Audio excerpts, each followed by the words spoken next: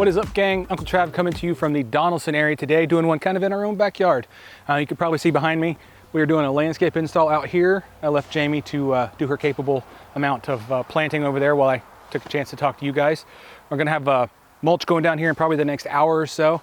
I don't know if you can hear the backyard, but we're doing kind of a one of everything on this one. So landscape out front, let's go take a look at what's going on in the backyard.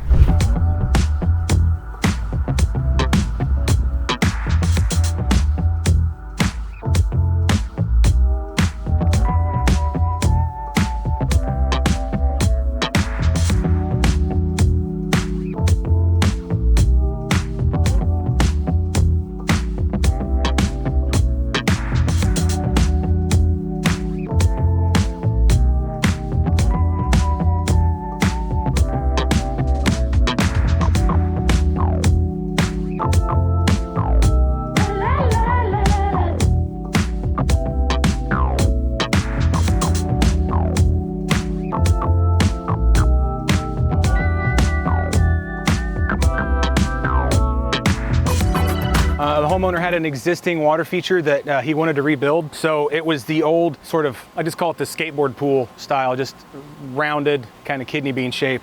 So Montana and Avery came in here this morning and they demoed this guy out and then carved in our shelves so we could stack the rocks in correctly and safely. And they're making quite a bit of progress, which is good because we're trying to make some progress out front. Got this slated for 3 days. Bit of luck, the pond gods are on our side. We'll get this guy done tomorrow and let the homeowner be having an extra day of the weekend to enjoy his water feature and his new landscape. Once we got the liner and everything out and demoed the pond, this is what we found underneath the liner. We see this a lot with older water features and maybe even some old DIY. This was just kind of the method 20 odd years ago. You dig a hole and then you shore it up with concrete blocks. The idea behind it was folks didn't have a lot of dirt to reuse to shore up the edges or do the edge treatments. And once you get these guys set in, they don't settle.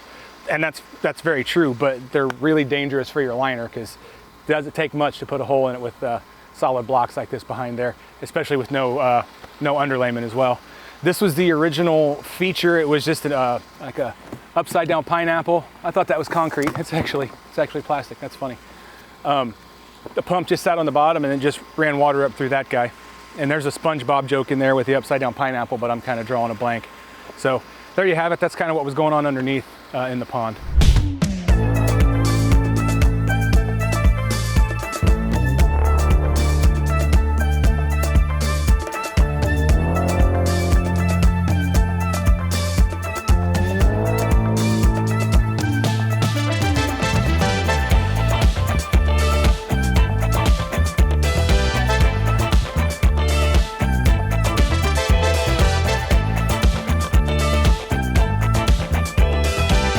That's kind of the status where we're at here toward the end of day one.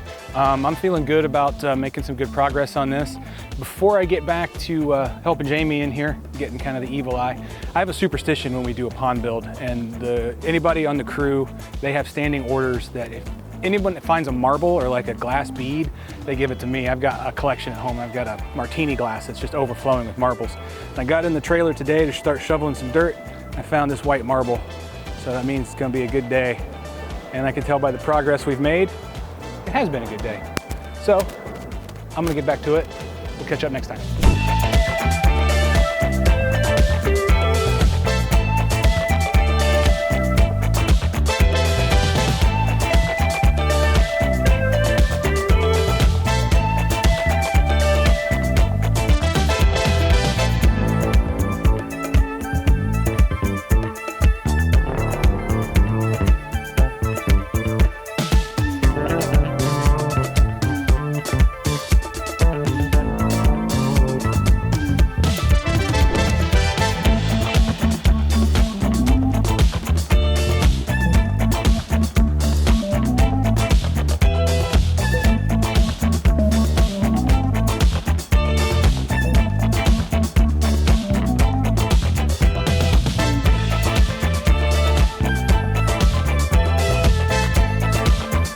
All right, gang, so we are wrapped up here at the end of day 2 on our landscape and pond install. As you can see, everything went into the ground really well. It's doing nice as well, and it's pretty hot here right now. You can't tell because you're watching video, but homeowner's out of town, so they set up sprinklers and a timer.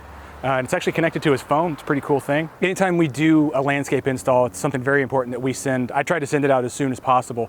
It's our watering instructions. They're very detailed because, again, we've had a drought here in Tennessee as we're filming this, and these plants aren't gonna get water unless you water them, and they will die fast. So you wanna make sure you get water to your plants. This is the rebuilt water feature. This looks awesome. Jamie and I were actually focused on working on the landscape out front, so I just let Montana and Avery go to town on this thing and do kind of whatever they wanted within the confines of what we normally do. Montana is really good at spotting these weir rocks as soon as they come off the pallet. And he picked a beauty. That's probably one of the coolest weir rocks I've ever seen in all my time doing this. It's actually, it looks like 3 different rocks here, but it's a framer and a weir and then a secondary weir all in one. It's amazing. The guys came in, dug these shelves down, got it square like we like to build with. New liner, new rocks. We used a couple of the old rocks that the homeowner had, but for the most part, this is all new stuff. They loved it. The fish are back in the pond having a good, happy day. Plenty of aeration, able to reuse a good chunk of the lily that was here.